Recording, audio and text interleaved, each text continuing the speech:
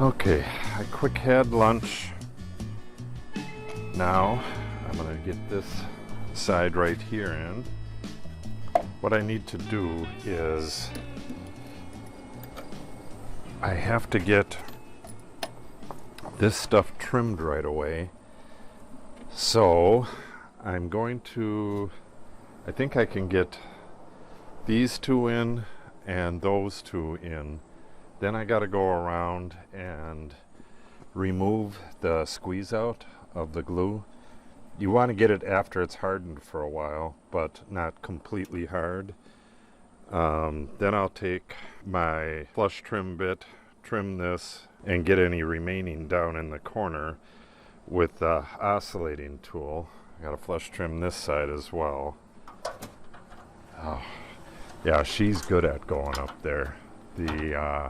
The other cat that was up there earlier was Tater, and Tater is not good at second story work like Maisie is. But that's what I got to do. And then once everything's trimmed and cleaned up, I'm going to come along and take some primer sealer to these edges so they don't get all swollen up. It's going to rain tomorrow. And then after the rain tomorrow, I have 2, possibly 3 days of decent weather. So I should be able to wrap up the sheathing, the OSB part of the sheathing, in these next couple days. So right now, get these 4 sheets on, and then I'm going to start cleaning up the glue.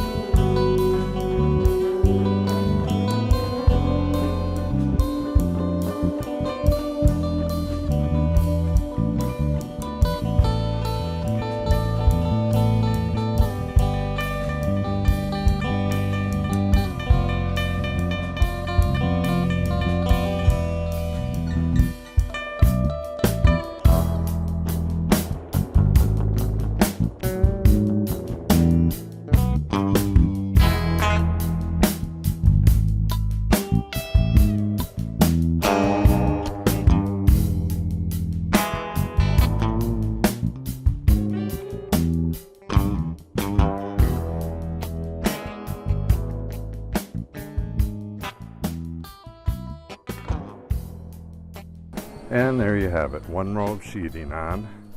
Now I'm going to take this oscillating tool. I just did one to see how it works. I got to do a little more right there, but any part of the OSB that is not below the 5-degree angle needs to be trimmed off.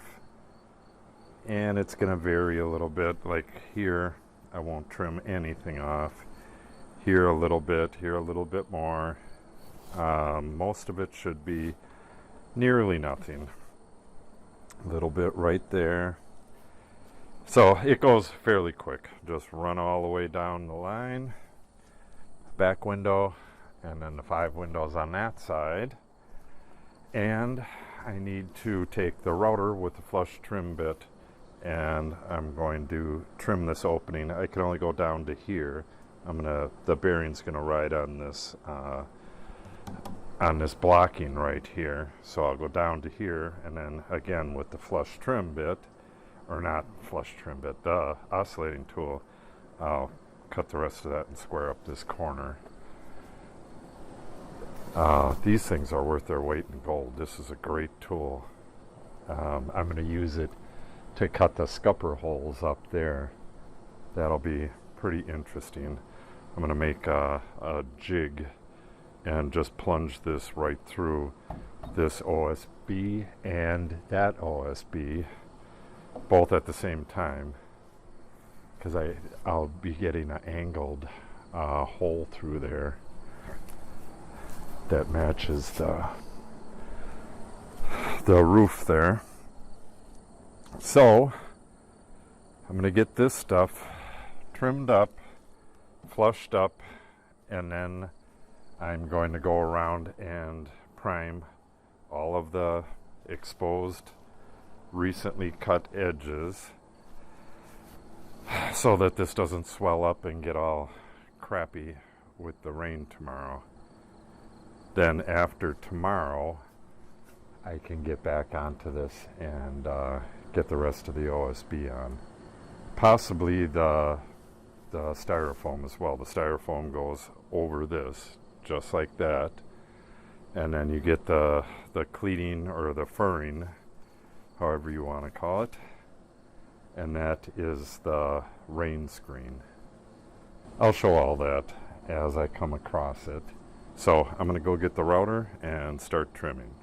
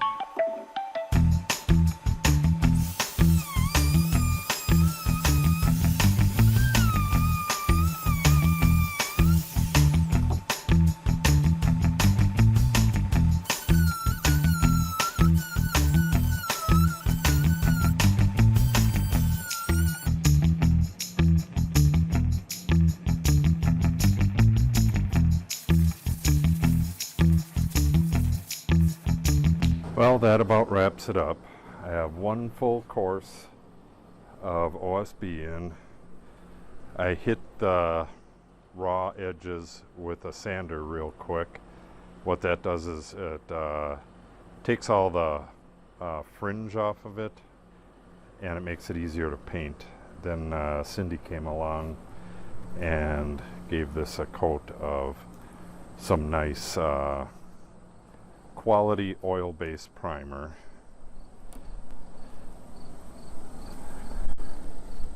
Looking good. So the next I don't know, I could do it either way. I could put this next row gets semi-full sheet, well, cut in half, but right here it only gets a chunk of OSB here and at the far end. These strips, there's no way I'm going to put OSB on here. This is only 2 inches wide. I'm going to rip some solid lumber the same thickness as the OSB and tack it in here as a spacer. Yeah, we have volleyball tournament tomorrow, which is, 4 or 5 hours, but it's going to rain tomorrow. So the day after that, it is supposed to be nice and sunny. So I am hoping to get the rest of the OSB done, but who knows? The next course, I will probably do the upper one, but it remains to be seen. The upper one has to be positioned very precise. It has to be in line with the top edge of the parapet.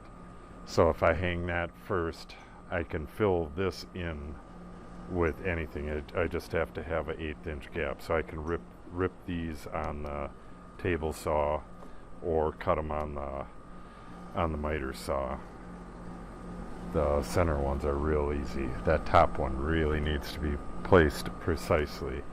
So what I can do is just put a couple Deadman cleats on there, stand it, get it glued, stand it up where it goes, and just start screwing it in. Yeah, a lot of work. So if you want to see that, make sure you subscribe and click on the update icon so you receive notice when I post the stuff. A like and or a share would help the channel out greatly, so I'd appreciate it if you do that. And if you have any questions or comments, make sure you put it in the comment section below. I generally answer all of them. Thanks for watching, and have a great day.